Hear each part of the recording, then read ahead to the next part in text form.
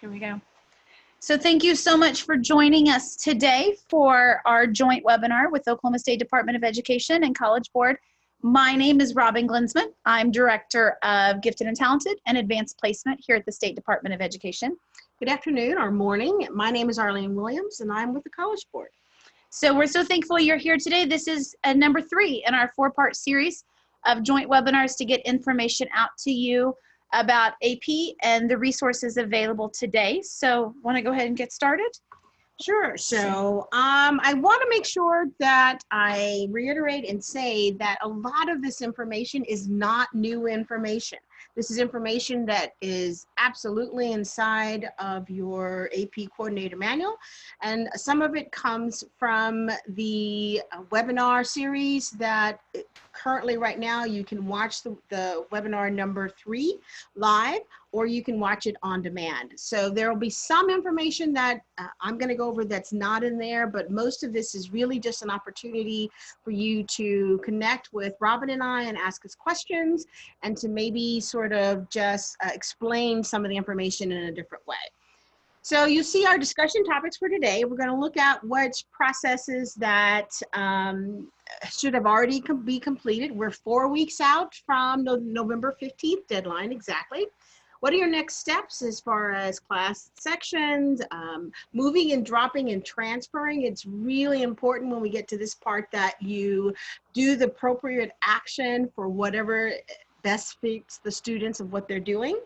We'll look at order, getting ready to place your order, some resources, some next steps moving forward, and we'll, as always, please ask questions in the chat box, and if we don't have an answer, we'll get it to you as soon as possible. This one? Maybe down. Oh no, we broke it already. There we go. We'll just use the arrow there. Okay, that's easier too. Yeah. So what, where you should be right now and what should have already been completed is that you've already communicated your timeline, your 2019-2020 timeline, your dates and your deadlines to what, how you're doing things in your district. What's really important to note here is that you include your homeschool students if you're allowing those students to test, or any virtual students. I've heard stories over and over again about homeschool students who come in January or February who may want to order an exam.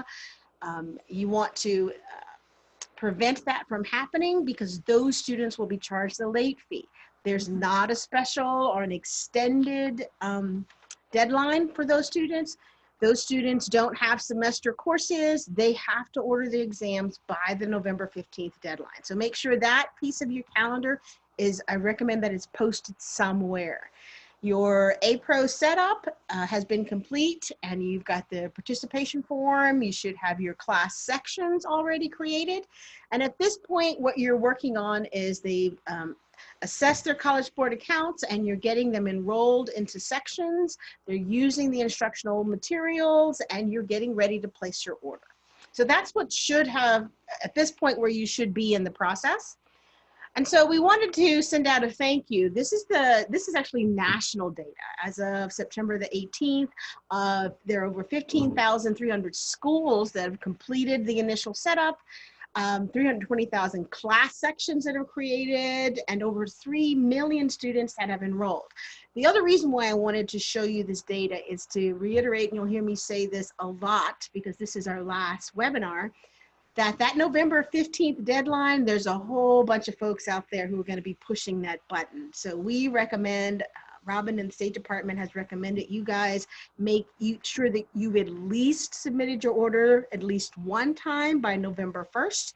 So then you're using those last 2 weeks to sort of refine and update, but just know that that last week, there are going to be a lot of people placing their orders. And so we're thinking our system is going to be able to, the bandwidth is going to be fine, but we don't want anybody at the last minute panicking because they can't get through the system. Because remember, every time you hit submit before that date, it saves that data. Yes. And that's so vital that you're saving that data each time you go in to make changes for students or courses, that you're making sure that that data is saved. So this is what Oklahoma looks like as of last week. We're expecting 241 schools to participate with or give AP exams. So of the 241, 219 have done the initial setup. That means they've done APRO and the participation form. So 196 schools have completed their class section. So we're missing schools there. There are quite a few that have not. There are 45 that have not set up their class sections. And there's only 160 that have completed their student enrollment. So there are 81 schools that we're missing there. So if you are one of the schools that are remaining, if you are having issues or you have questions, please reach out to me or to the customer service to kind of help you walk you through this process. We're getting where we find that you may struggle and there may be challenges is with students accessing their College Board accounts. And it may take some time to work through some of those challenges. You're now 4 weeks out from that. So my recommendation is that you get your class sections and your student enrollment and your join, if at all possible, completed by Friday. So that if there are situations that you need College Board's assistance with getting it ready so that you can place your order, that there's time and cushion to make that happen.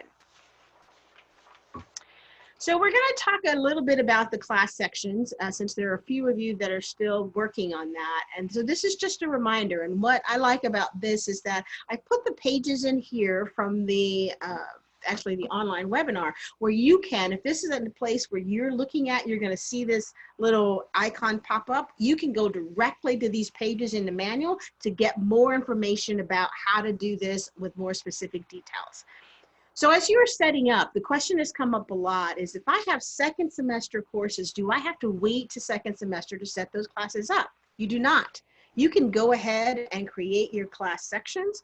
No, you'll get your join codes. Your students won't set up or join until they actually happen then, but you can get it all done. And just when you go in and create, it asks you whether it's a standard full year course or whether it's a second semester course. So you can set them up now if you want to do that.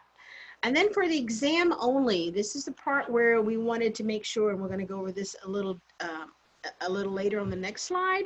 But at the end of this, at the bottom of this slide, you see the types of students who are included in the exam only sections, right? These are for your independent self-study students who are at home. Students who attend another school, if you're one of the schools that allow students to test on your campus, homeschool and virtual school students. So for Oklahoma, your virtual school students could be your career tech schools or, Robbyn, what's the name of the? So OSSM, or Oklahoma School of Science and Mathematics. If you have students that use their online AP courses and they access it there in your school. So that's who we're talking about. Those students don't count as second semester students. So those exams have to be ordered by the November 15th. That's important that you understand that they can't come in and say, I'm a virtual student or a homeschool student, so I have a March 13th deadline, and avoid the late fees. So kind of looking at this exam only sections piece, you really only need to create one exam only section per course. And there's an option that you can do that. So I can have an AP biology course where I actually teach AP biology and I have an exam only section because some of those groups of students that we just talked about will be in an exam only section. Or I can have an exam only section for courses that we don't offer, we don't teach on our classrooms in your buildings. But you only need to have one. You don't need to have an exam only section for your homeschool students and another exam only section for AP biology for your virtual students. All of those students can roll into one exam only sections. Only AP coordinators can create the exam only sections. The AP teachers cannot do that. We recommend that the AP coordinators don't share these join codes. So you don't post them on your websites, and teachers don't have access to the join codes. And you'll see that a best practice for this is if you are one of the schools that are allowing virtual homeschools or people that are not normally on your campus to test with you, that you don't share that join code until you've collected your exam fees. Because you don't know these students, and there could be some difficulty in collecting the monies for the exams. So our recommendation, and we've heard this over and over again from some AP coordinators, is that you sort of hold that code as a way to get the exam fees monies for their students. The other sort of piece here is that if you've already posted the AP exam only code on your website, you can basically terminate that code and create a new code that only belongs to you. So if it gets out and you sort of want to recapture that again, you can basically kill that code and create another one. The last caveat is that students who are enrolled in exam only generally do not have access to the resources. Exam only means exam only. They're not in the courses. We're going to talk a little bit about how that's different on the next slide in special cases, and this probably applies to your career tech schools. Again, note the pages in the manual where you can get this specific information, because some of your career tech schools offer the course, they teach the course, but they don't offer the exam. They take the exam on their home campus. So if that's the case, that information at the bottom of this slide means that students will have 2 join codes. So that allows them to access the instructional materials on their career tech school, and then they'll be in the exam only section at their home campus where they're taking the course. So that's the situation where they'll be able to have, students are in, basically it looks like they're in the 2 courses twice, but one of them is an exam only section and the other one is actually a course where they're receiving instruction. But it's for those career tech schools that are doing that, it's important that the exam order status is no, because they're taking the exam at their home campus, not on the campus with the career tech, because you don't want to inadvertently order an exam on that career tech campus, right? Because then you're talking about different fees. So there's a lot more information about this in the manual. I don't know that there are any districts out there that are doing centralized testing, which is basically you're hosting or you do your AP testing in a big gym at a different site, or you're it could be if you're a virtual school and you are going to a site, but all of your virtual schools are going to a specific site to test. There are some very specific details on how to do that are inside of the manual. So the move, drop, transfer student, you're going to want to pay lots of attention to this, especially after you press that order button for the first time, because you're going to want to keep up with as students move, and move means I am staying in the course, I am just moving from either a different class period but with the same teacher, or to a different class period and to a different teacher.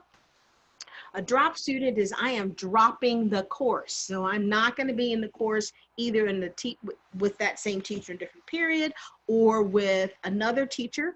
And a transfer student is transfer in, like I'm moving in to the district from a different school, or I'm transferring out for the district. So it's important that you use the action according to what the student is doing or not doing, so that you avoid any late fees. Teachers can be given the, they can move or drop students if the APC coordinator allows them to do that, or the APC can just say, nope, I'm going to handle all of those by myself. What's important to note that if you're the APC, whether you're doing it yourself or whether you're allowing your teachers to do it, that you have some sort of system in place so that you're aware of where students are moving and when they're dropping. Because if a student is in a course and they order an exam and they are dropped, it doesn't change their order status. The AP coordinator has to go in and do some manipulation behind that. So you want to make sure that the AP coordinator is aware of what that looks like. In the webinar, there are some best practices from the AP coordinators that talk about how they sort of manage that. One AP coordinator said that they created a Google Drive that a Google Doc and the Google Drive that the other counselors, since they all know when they were changing schedules, that they could notify the AP coordinator when things like that happen. However or whatever your system looks like, you've just got to make sure, especially after you place your order or press your button first on November 1st, that you've got some way to know as students move and change their courses. And also make sure as students are coming into your school, as they're transferring in, you are really clear with them what those words mean. We're really big on vocabulary and saying, and we may assume that when a student transfers into us, that they were already in that AP course. So make sure that as students come into your school, especially now that we're about to hit second 9 weeks, that you're very clear of what they were doing at their home school or their previous school before they come to you, because that will affect how you add them in to yours. Perfect. And AP coordinators are the only ones who have transfer codes. So teachers don't have access to that information. So this is actually where you should be right now. You should be looking at getting your exams ready to order. So you're looking at student exam decisions, whether you use the default and now you have to go back and change the default setting, or whether you use the advanced setting and you had a date deadline of when students had to make their decisions.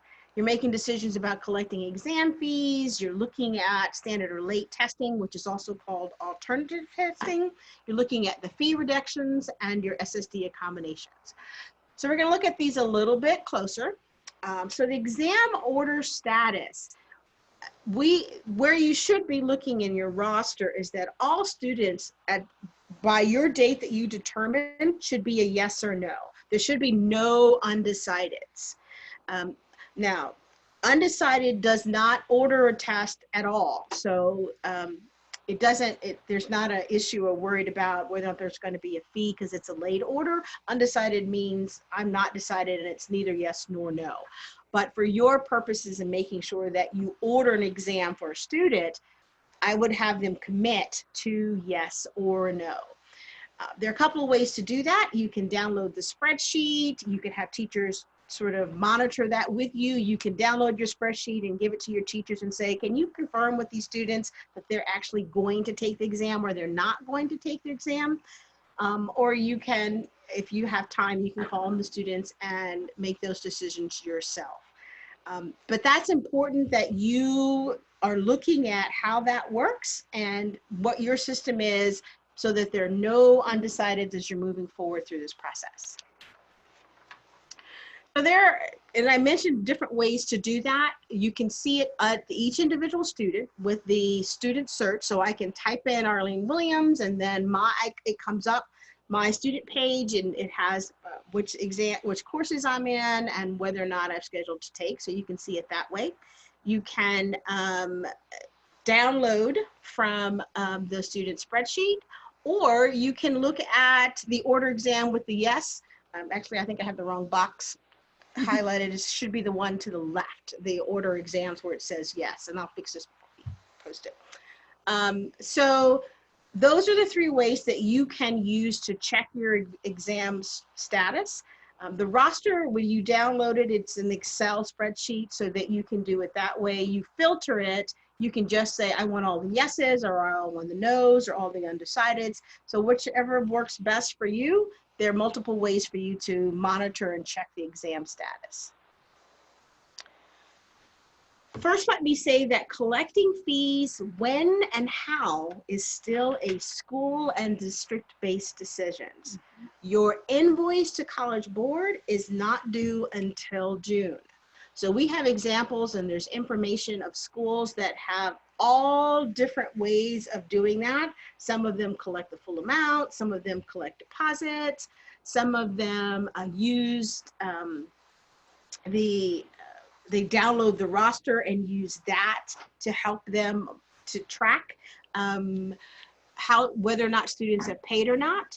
And then, so the optional, and it's completely optional, there's another resource that we provided. There's a website that has a list of third-party vendors that completely separate. Some of them, I think most of them, there's actually a fee associated with them, but they can help you with the collection process. But there's also in the manual, there are pages with different stories and examples of how schools are using either third-party vendors or how they're creating their own internal systems. Some of them put them on their, they've added them to the same place where they collect their school lunch, which I thought was a neat idea. They've just created as a different menu option. So it's just a way to help you all sort of think through what that's going to look like, but that is a school and district-based decision. Your amount still has to be postmarked by June 15th. And if you're curious about what other districts are doing, I'd love to have a conversation with you and connect you to other APCs across the state so that you can ask some real-time questions. How did they do this? What did they use?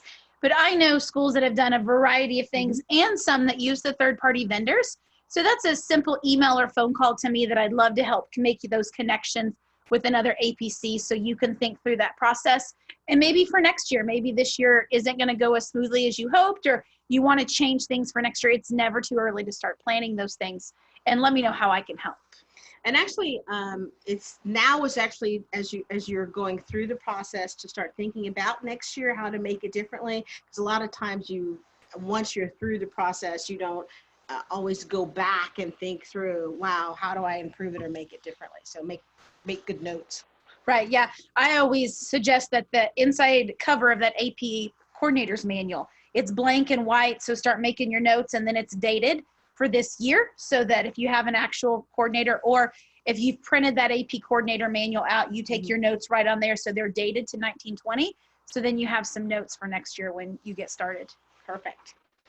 So the standard and late testing, the standard testing is the typical window that's been posted, but there's also a window for when you can do alternate or late testing.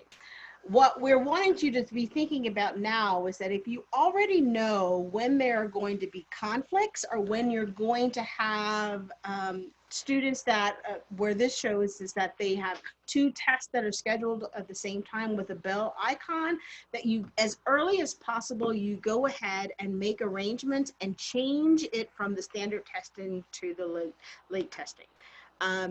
As long as they are included in your initial exam order by November 15th, you can update this through May 15th or May 8th if you're outside of the United States.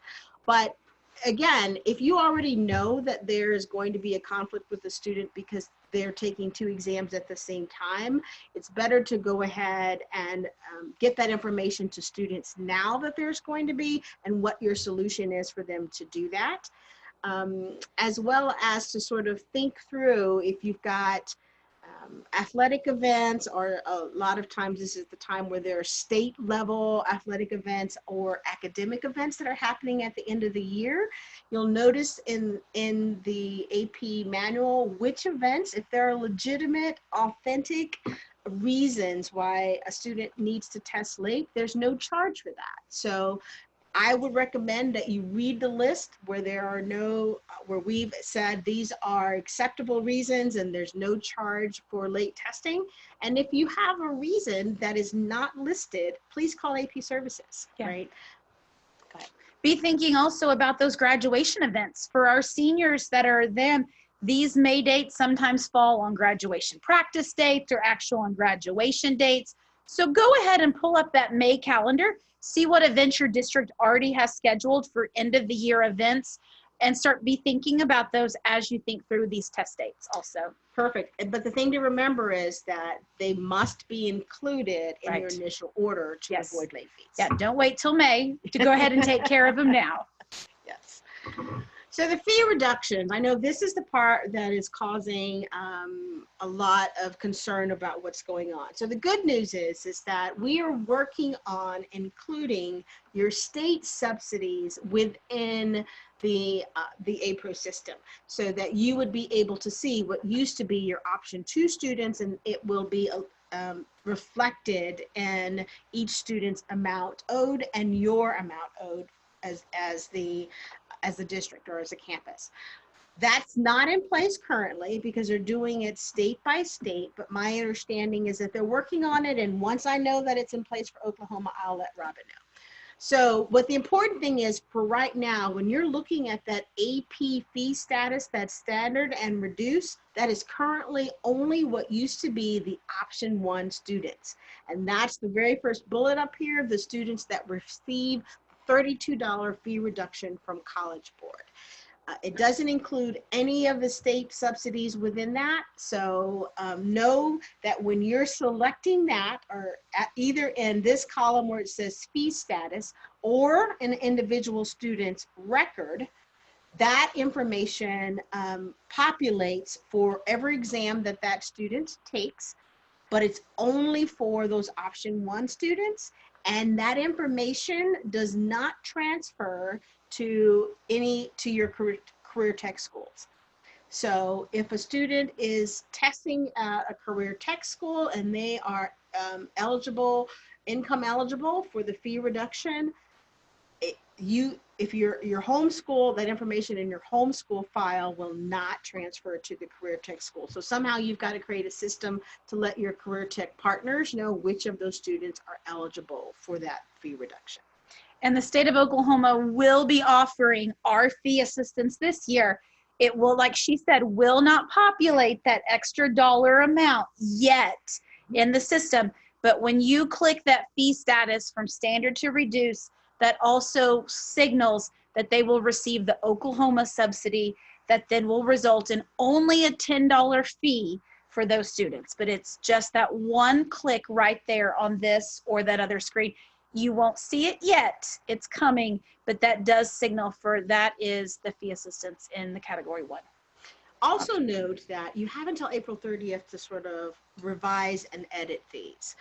You're not being billed yet. I know that this really, if you're collecting fees now, you want to get this right, but there is some time for us to work through this if there are issues or challenges that come up through this process. Because the deadline for getting this in and it being the final information is April 30th, 2020.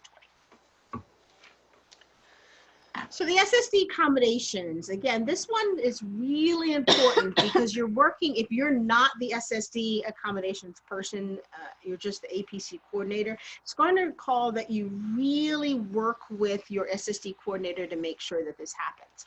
Again, there are some page numbers that I encourage you to read them because they're going into much, much more detail that I am going to go in today.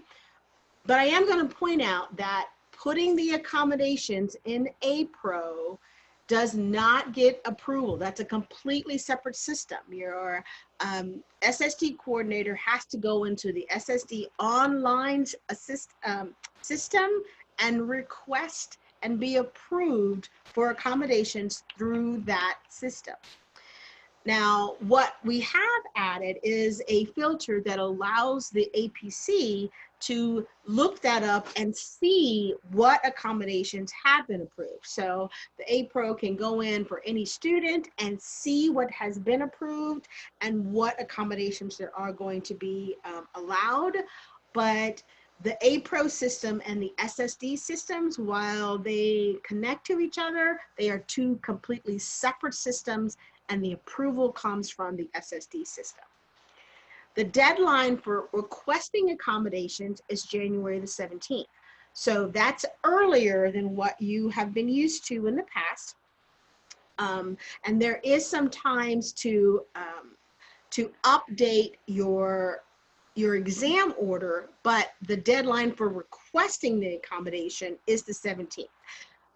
Considering, so if I've got my exam ordered by November 15th, I put in my order, because at this point I don't know that Arlene needs a accommodation. I have until the 17th to go in and request the accommodations, and then there's going to be time until March 13th for you to change my accommodations on my order, because I ordered by the November 15th deadline, and you won't incur a fee, right? So again, it's important to make sure that you've got your initial order in, you meet your January 17th deadline, then you have some time to go in and update the initial order and make sure that you're ordering the right exams.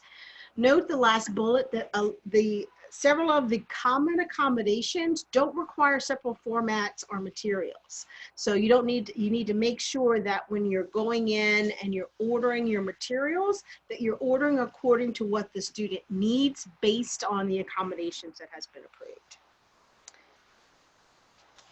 Hopefully there's no questions about that.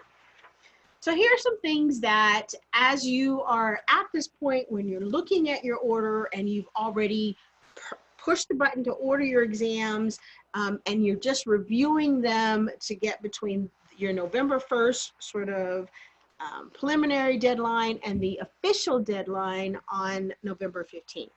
You need to make sure that your teachers know that you've submitted the initial order, that you sort of create a process for keeping them informed, and they keep you informed as students move, drop, and transfer. Figure out what that looks like.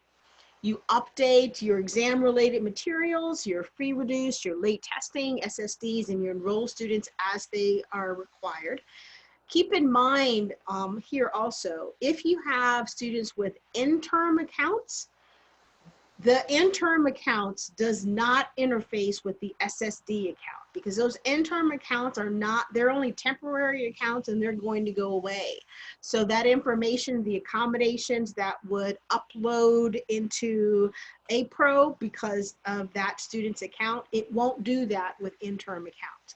So if you have students that have accommodations that have interim accounts, our recommendation is that you go in and you call College Board and get them to merge that account sooner than the June date that we're looking at, okay? So you submit your change order as you go through. Notice that it gives you a set of bullets of as you are increasing or you decreasing your order, that you are making sure that you press the button as needed as you process this. And the last thing to think about is if you are trying to place your order and you get a red banner across the screen, what that means is that you've got a hold on your account because of a past due order, and you cannot order until you take care of that bill. So you'll need to call customer service and kind of work through that, figure out what the issues are and what's happening. And my recommendation is that's another reason why you've got to make sure you order early, so that if you try to order and it's not working, that you give us time or you time, because if we say that you have an invoice and you don't think that you do, it's going to take us some time to investigate that. So please check on that and call us as soon as possible if you've got that red banner across your screen. Where we wanted to note here is that you should see this box that says unsubmitted changes. When you go in and you make a change, that little box pops up and says, you've made some changes, you've been making some updates, but you haven't gone in and updated your order. What we encourage folks, or what I encourage, is that every time you're in APRO and you're making in changes, the last thing you do before you log out is resubmit, so that any changes that you are doing in the system is automatically updated and nothing gets lost in between when you submit. One of the other caveats that we noted last year, I don't know with the new system if it was going to be true or not, but we want to eliminate this, was that you couldn't have APRO open in 2 locations.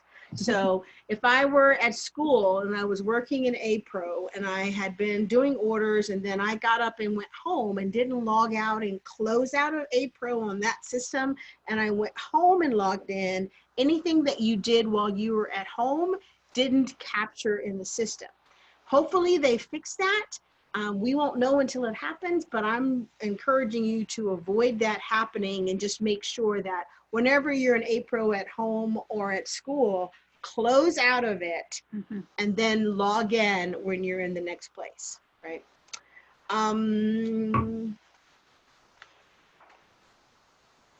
So here are all the resources that you have available. Obviously the AP website has the most up-to-date information, or any changes or any things that we need to let you all know. The AP coordinator community, I can't express enough. As I listened to the most recent training on on orders placements. They had a lot of AP coordinators offering best practices and talking about those things. But they all said that they are on the AP community and are willing to answer questions. So if you have detailed, very specific questions, I would encourage you to become part of the community. You post those questions and you'll hear some really good strategies and ideas from your colleagues, not only across Oklahoma, but across the country as well.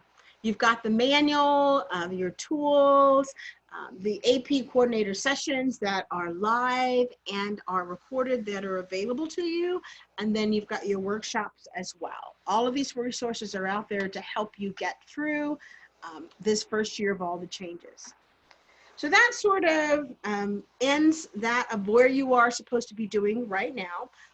One of the questions that we came up last time was whether or not we were going to go over some of the instructional resources. So we're going to spend about the next 10, maybe 15 minutes kind of going over the resources and really one of the most important reasons for the changes that we have with the AT program was making sure that students and teachers had the instructional materials and support to be successful in the rigorous coursework. So for AP teachers, they now have their new course exam descriptions, but in those course exam descriptions, which are their books that hopefully all of your AP teachers have already ordered, and they have their brand new pretty copies of those. It's not too late to order them if they haven't. But they have unit guides, personal progress checks, which are formative assessments, AP question bank, and progress dashboard, which allows them to sort of monitor and view what's happening. So the great news here is now principals have access to this progress dashboard. So I'll tell you a little bit more about that when we get to that place.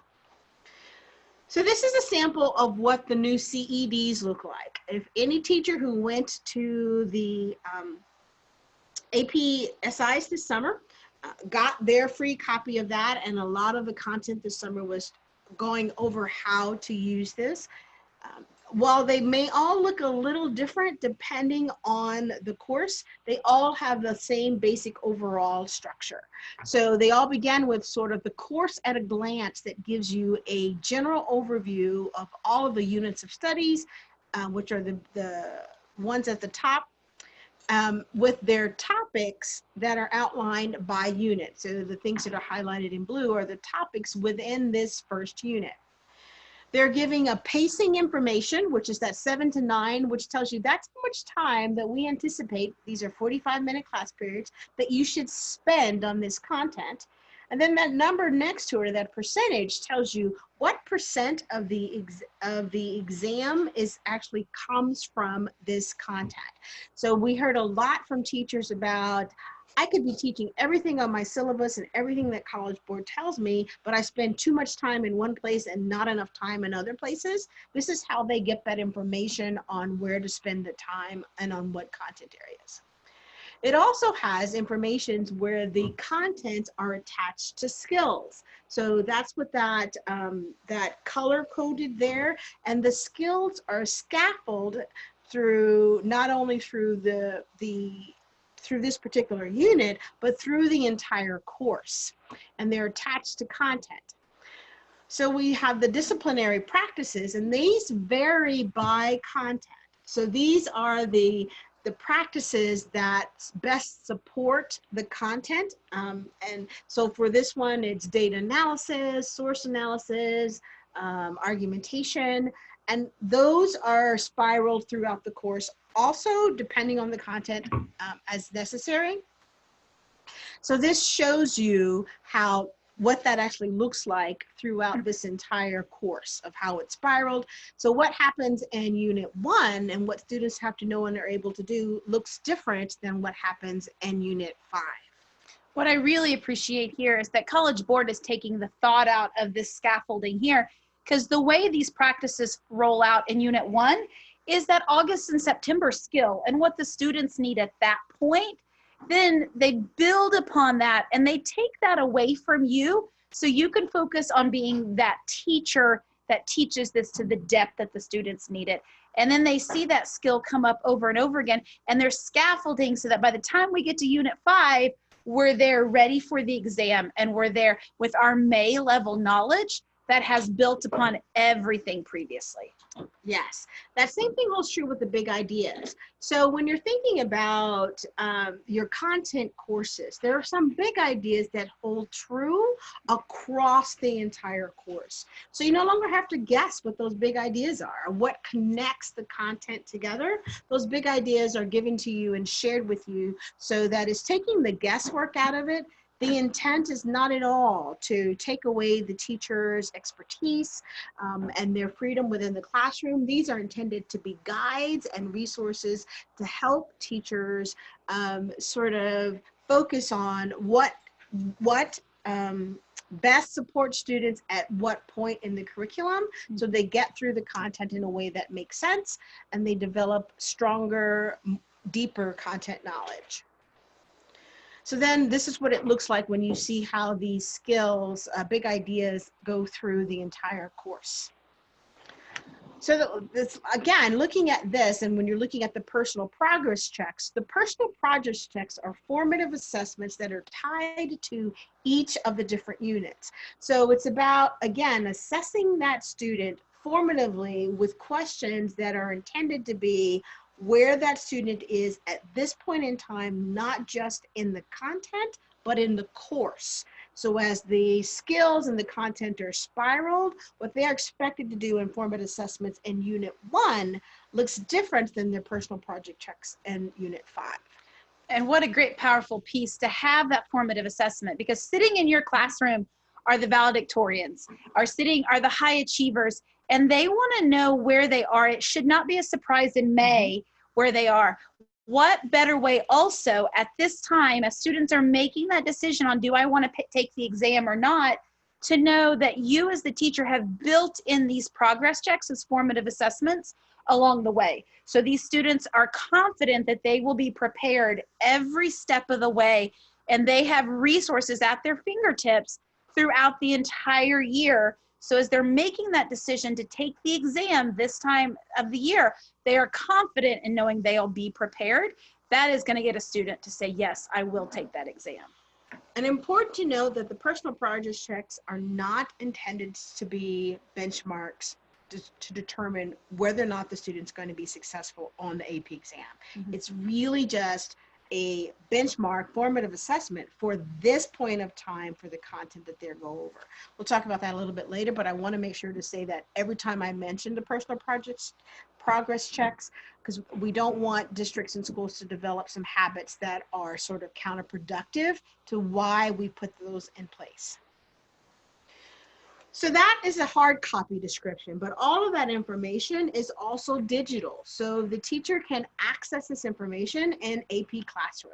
So the unit guides, the topics, the skills that I all mentioned are also from AP Classroom. They can get in and download some of this information from there. It's just which the teacher prefers. Do I want the one binder where it is, where I can move things around to fit sort of our scope and sequence, or do I want to be able to do it electronically through the My Classroom feature, but the information is the same.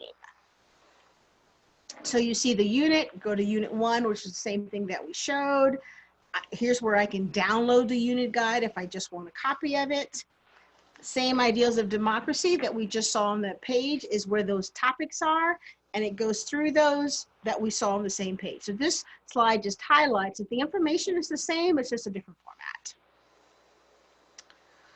So as I mentioned, the personal projects test, these are intended to be feedback that allows teachers to intervene where the students are struggling at that moment in time. So I don't need to know in May that my students didn't get content back from October. I can find out in October that they didn't get the information and then create systems to provide remediation or acceleration. Within those feedbacks, the formative question gives an explanation for not only the incorrect answers, but the correct answers. So when a student chooses the wrong answer choice, an explanation pops up that explains why this answer is incorrect or explains why the answer is correct. So it helps students figure out where they sort of missed the mark, or teachers can figure out, was this have to do with an instructional decision of what it looks like of something that I need to change, what my information that I'm providing, or is this something I need to work on with this individual student? So it reflects and allows them to improve, and teachers and students can see their progress as they work through the course. And that progress is seen through their dashboard. So originally, teachers had a progress dashboard, which is what this shows, and students had their own. So I could see based on the yellow to green where I was progressing. But now principals should have already received their access that allows them to see all of the teachers and student dashboards in a building. Know that while that principal can share that access code with anyone that they would like, College Board cannot. So if you call AP Services and say, my principal lost his access code, can I get it? They're only going to give it to the principal, and then the principal decides who needs to get that access. Your district level staff does not need to call each of their campuses and get that access code for each of their principals. We are working on getting that district level access code to you. It should be out within the next couple of weeks. What's taking us a little longer is we've got to work through those privacy agreements with our data privacy folks to make sure that when we give out the access, we're not bending any rules, that we're staying within the guidelines. So teachers can see by topic and skills, they can see by questions, and they can see by student where students are and provide additional support or intervention as needed in time before they move on to the next part of class. So it gives you that information so you can see like which students are in yellow, which ones are in green, so I can see it by skill, individually by student. So it lets me know there are no surprises, and it allows students to make some really good instructional decisions on next steps and how to move all students along. So some of those students who were a little hesitant about making the decision to take the exam, you can monitor those students all along the way throughout before May comes. So that's why there's no surprises there. It's not intended to be a benchmark on whether the student should take the test or not. It's intended to be an instructional tool. So this is how they can look at it by progress dashboard, by school, by class, and by topic summary. So it's just different views that teachers will be able to see, that your principal will be able to see, and eventually your central office staff will be able to see. APCs, this information does not go to you. So you will not necessarily have access to this information for all of your teachers. It actually goes to the principal for them to disseminate and share as needed or as appropriate. Just rolling. The AP question bank, this is probably the piece where folks are the most excited about. Again, the caveat here is to remember that most of the questions in the question banks are summative questions. So you have to make sure that you are choosing the questions at the appropriate time within your content of when you're teaching it. So the formative questions from the personal progress checks are included in the AP question bank. You just can't print them out from the question bank. They actually go from the formative assessment from that place there. But the questions are included here if you just want. You can't put them, the formative questions, on a test with the summative questions. It won't allow you to do that. The other thing is, if I, as a teacher, make up my an exam at the end of my semester, I want to give a summative exam for the first semester in AP Lang, I can't share it with my partner teacher, Robbyn. It's my exam, it's in my system. I can share a paper copy of that, but I can't electronically share that exam with other teachers. They are indexed by content and by skill. And so you can monitor, you can assign them, you can see who's taken them, and you can, if necessary, reassign them if you have students who are absent. And this screen, the screen previous there, shows the filters. Those are really nice pieces in the question bank that you can filter by skill, like Arlene said, by really, secure items or the open ones, but it's really nice. And then the green box says author new questions. Mm-hmm. There are some questions that teachers are just holding on to that are their favorite questions. You can author new questions, and so your questions are uploaded into that bank, so you can merge those questions together for an assessment on with your students. And they will stay in your bank. Mm-hmm. So next year, when you start out, those questions that you created this school year are still in your AP question bank. So they don't wipe out or go away at the end of the school year. So here is just some more information on how you can customize, and you can notice that here's where you create your assessment builder. So you can go in and you can do your preview questions, your practice questions. You can notice that there's also for multiple choice and for free response. The multiple choice questions, if the students take the exam in the system, if you assign it that way, you get immediate feedback. Free response questions, you have to grade them, but there are also scoring guides to help you score them as well. And this is a great question. Cindy put a question in the chat box that says, for AP writing, will they have model writings for the rubrics? So I know there's rubrics for the FRQs. I'm not sure if there's model writings in there. Not yet, but that question has come up a lot, and the program is working on that, because I know that is something that we used to post online. Let me look. I don't want to say definitively. I know the question has come up a lot and they are considering it. I'm not sure where they landed and what the timeline is for that. Yeah, great question, Cindy. Yes. So that was a sort of a really fast drive-by through the tools. That is in no way goes into the depth and really the richness of what those resources are. I would encourage you to, there are all sorts of tools and resources available to teachers that actually go into that. In a minute, I'm going to mention some things that Robbyn, the State Department, is doing, but we wanted to make sure that the APCs knew that the real biggest part for the change is about the instructional resources that are available to teachers and students. So where do you go from here between October 15th and November the 15th? This is your readiness checklist. This is looking to see whether or not you are ready to order by that deadline. You're managing your student enrollment. We talked about that. That's the move, drop, and transfer information. You're collecting and updating your exam information. You're getting rid of all of your undecideds, exam decisions. You're getting your first glance at your fee reduction status. Remember, you do have some time with that, but you want to try to get as much information about that as possible, especially if you're collecting fees right now. Your SSD information, I cannot stress that enough about making sure you hit that January 17th deadline. Also note that if your student has taken any of our other assessments, PSAT and MSQT, grade 10 or SAT, any accommodations that were already approved for those tests are automatically approved for all College Board assessments.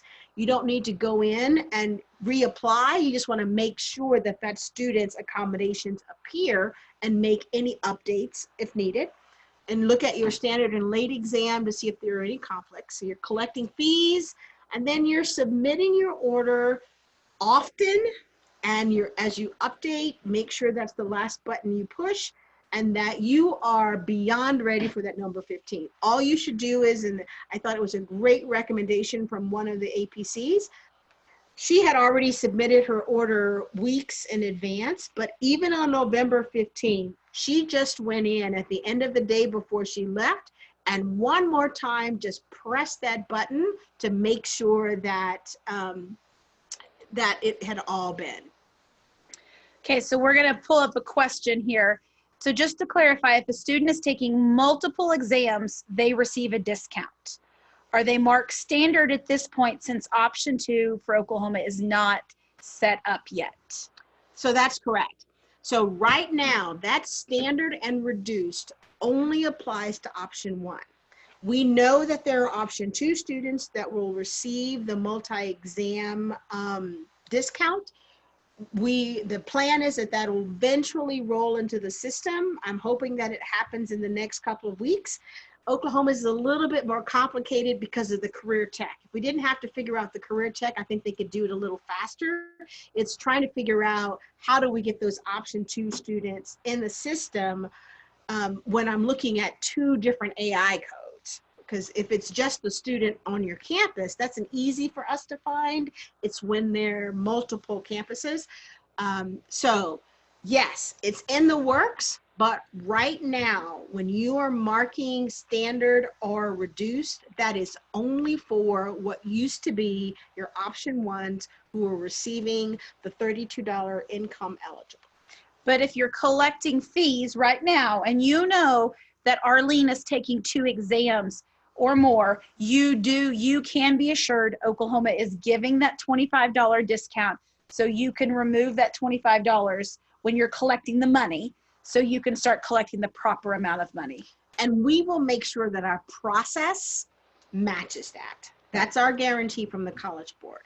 We will make sure that our process allows you to collect the right amount of money based on your Oklahoma subsidies. That I can guarantee. Great question. So here are some of the resources. We're looking again at your coordinator guide. There is a lot more information in there that I went over. New teacher resources, we did them in a drive-by, but Robbyn's got 2 more sessions available. Robbyn, you want to talk about that? Yes, so we're doing regional meetings across Oklahoma, and so I will be in Tulsa on October 28th and Woodward on October 31st.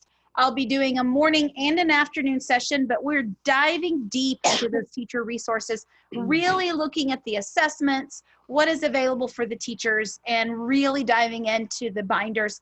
So you are more than welcome to sign up. You just go to the AP page for the State Department of Education. The link is right there to register to those. We do ask that you bring your binder with you so we can dive deep into that and work through it.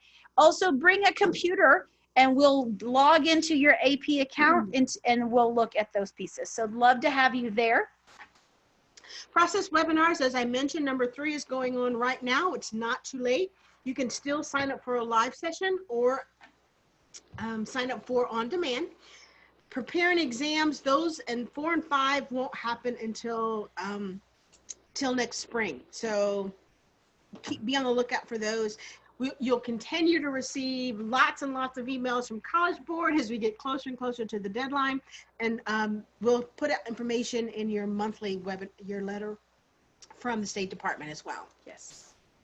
Here is our contact information. Please remember again that if you have to contact AP Services, I encourage you to do that first, but grab some information for me so that if you need to escalate it, I'll have what I need to make sure that we can get a response from you as quickly as possible. This information is included in your coordinator manual. And here's our contact information. So please don't hesitate to reach out to one of us if you have questions as you're kind of going into this last 4 weeks towards the deadline. Yes, and so we're always here to help. We thank you guys so much for working so hard, adjusting to these new changes this year and asking such great questions. We're here every step of the way. So please let us know how we can help. If you're watching this through our website, through our webinar. Thanks for sticking around with us. And feel free to email any questions that we didn't cover today. So thank you guys so much and have a great day.